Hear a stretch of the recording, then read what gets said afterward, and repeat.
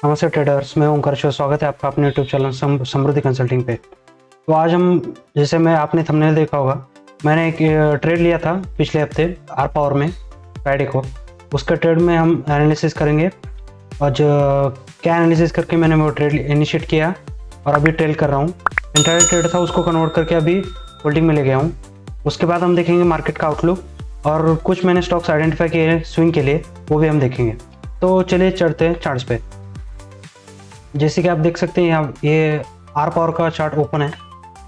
अगर आप देखेंगे तो पिछले कुछ सालों से ये डाउन ट्रेंड में था, लेकिन 2020 के बाद, अगर एग्जैक्टली बोलेंगे 2023 के बाद अप ट्रेंड में चला गया। और अभी आप देखेंगे ये डेली चार्ट है दोस्तों। अगर आप देखेंगे तो ये हाई ब्रेकआउट किया 5365 का और ब्रेकआउट करके फ्राइडे के दिन, एक्चुअली वो ब्रेकआउट किया था मंडे को ही, लेकिन वो ब्रेकआउट सस्टेन नहीं हुआ। फिर एक छोटी सी रेंज बनाई, उस ब्रेकआउट को मैंने ट्रेड लिया था। तो अगर हम स्मॉल टाइम फ्रेम 15 मिनट्स में गए, अगर आप यहाँ पे देखेंगे एक रेंज बनाया, यहाँ पे देखेंगे एक रेंज बनाया था, एक छोटे रेंज का ब्रेकआउट दिया हाई वॉल्यूम के साथ। आप यहाँ पे देख सकते हैं वॉल्यूम भी बहुत हाई था, रिलेटिवली हाई वॉल्यूम के साथ ब्रेकआउट दिया, उसमें मैंने ट्रेड इनिशिएट किया। मैंने इस ब्रेकआउट की राह नहीं देखी दोस्तों, क्योंकि एक रेंज यहाँ पे छोटा बनाया था, तो इस रेंज का महत्व ज़्यादा था, तो इसलिए मैंने इस रेंज ब्रेकआउट को ट्रेड लिया। जैसे कि आप देख सकते हैं ऊपर चला गया, फिर से रिजेक्ट किया था, लेकिन फिर उस लेवल से बाउंस बैक किया और आप देख सकते हैं ऊपर की चाल ले ली थी स्टॉक ने। और ये इस स्टॉक का ये मोमेंटम देख के, क्योंकि इसने लॉन्ग टर्म का ब्रेकआउट दिया था, लगभग 6-7 महीने का ब्रेकआउट दिया, इसलिए मैंने ये ट्रेड होल्ड किया अभी पार्शियली हाइज के नज़दीक। एग्जैक्टली आपको बताऊँ तो लगभग 59 के आसपास कुछ तो मैंने एक पार्शियल बुक कर दिया प्रॉफिट। अभी ये होल्डिंग में ट्रेल कर रहा हूँ। तो ये था सिंपल एनालिसिस हो, तो ये मल्टी टाइम फ्रेम एनालिसिस बोल सकते हैं इसको। मैंने डेली 15 मिनट्स और आवरली चार्ट्स का भी एनालिसिस किया था, उसके बाद ही ट्रेड इनिशिएट किया। तो अगला हम देखते हैं दोस्तों निफ्टी का मूवमेंट और आउटलुक अगले हफ्ते के लिए। अगर पिछले हफ्ते आप देखेंगे तो एडवांस डिक्लाइन रेशियो के हिसाब से तो मोस्ट ऑफ द टाइम्स, मतलब 5 डेज 4 डेज वीक के एडवांसेस ज़्यादा ही थे और डिक्लाइन कम थे। लेकिन लास्ट डे फ्राइडे को थोड़ा सा सेल ऑफ हुआ था -82 पॉइंट का, उस पर डिक्लाइन ज़्यादा थे। फिर भी फिक्र करने की कोई ज़रूरत नहीं दोस्तों, क्योंकि हम होलिस्टिकली और लॉन्ग टर्म का एनालिसिस करते वक्त एक दिन का नहीं देख सकते, तो हम लॉन्गर व्यू देखना चाहिए। तो इसके हिसाब से तो पॉजिटिव है। और उसके बाद हम देखेंगे न्यू हाई लो स्कैनर। अगर आप देखेंगे तो कंटिन्यूसली न्यू मंथली हाई जो है उनकी संख्या न्यू मंथली लो से ज़्यादा ही है, तो ये भी एक पॉजिटिव साइन है दोस्तों। और मार्केट भी अगर हम देखें तो मार्केट भी साइडवेज ट्रेड कर रहा था, मतलब कोई अभी एक मूवमेंट स्टॉक ने दिया नहीं ऊपर या नीचे, तो इसको साइडवेज बोलेंगे।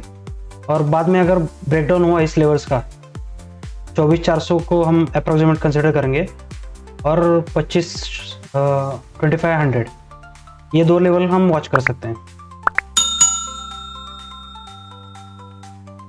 तो कुछ स्टॉक्स मैंने आइडेंटिफाई किए दोस्तों उसके बाद स्विंग के लिए। तो पहला उसमें से स्टॉक है बैंक ऑफ इंडिया। अगर आप देखेंगे ये लगभग 6 महीने का रेंज है, stock long term up trend में था, उसका एक करेक्शन दिया, वो भी जो प्रीवियस रेजिस्टेंस था उसके यहाँ पे इसने सपोर्ट ले लिया। जो ब्रेकआउट उस टाइम पे दिया था लगभग ये था सितंबर 2023, उस टाइम पे ब्रेकआउट दिया, फिर रिटेस्ट किया, फिर से ऊपर गया और फिर उसी लेवल पे अभी उस लेवल से बाउंस करने की कोशिश कर रहे हैं। अगर आप ध्यान से देखें दोस्तों, यहाँ पे एक छोटा रेंज बना है 6 महीने का। तो ट्रेंड का अगर हम बोले तो ये अप ट्रेंड में है, उसका करेक्शन दिया, उसके बाद फिर से वो करेक्शन का रेंज जो है उसका ब्रेकआउट दे रहा है स्टॉक। तो इस ब्रेकआउट को हम ट्रेड करने का पॉसिबिलिटी ज़्यादा है और उसमें मूवमेंट का प्रोबेबिलिटी ज़्यादा है, क्योंकि अगर आप देखेंगे तो रिलेटिव वॉल्यूम जो अपसाइड मोमेंटम के जो कैंडल है उसमें वॉल्यूम ज़्यादा है कंपेयर टू रेड कैंडल्स। उसके बाद हम फाइनेंशियल्स देखेंगे। यहाँ पे तो परसेंटेज चेंज नहीं दिख रहा है क्वार्टर टू क्वार्टर, लेकिन हम देखेंगे तो लगभग कैलकुलेट करता हूँ यहाँ पे लास्ट क्वार्टर का था 5.72, अब जो अभी डिक्लेयर हुआ, और उसी क्वार्टर का पिछले साल का था 3.46।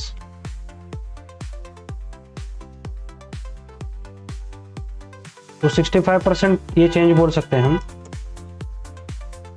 65% चेंज हमने देखा है इस क्वार्टर में। पिछले क्वार्टर में भी बड़ा था, क्योंकि अगर हम कंपेयर करेंगे उसी क्वार्टर का पिछले सालों से, तो लगभग डबल डिजिट ग्रोथ है अर्निंग्स में। और मार्जिन भी अगर देखेंगे क्वार्टर टू क्वार्टर बढ़ ही रहे हैं। इस बार थोड़ा कम होगा, पिछली बार तो 13, इस बार लगभग 12 है।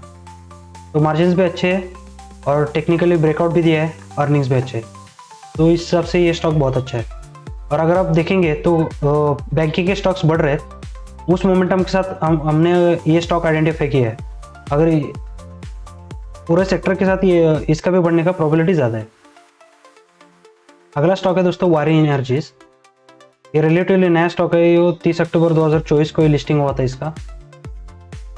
साइडवेज नहीं बोल सकते इसको, शॉर्ट टर्म मोमेंटम डाउनसाइड को था, फिर से अभी ट्रेंड चेंज करने की कोशिश कर रहे हैं। अगर ये ब्रेकआउट देता है लेवल, लगभग ये हाई बना था, इसका हाई था 3116.3।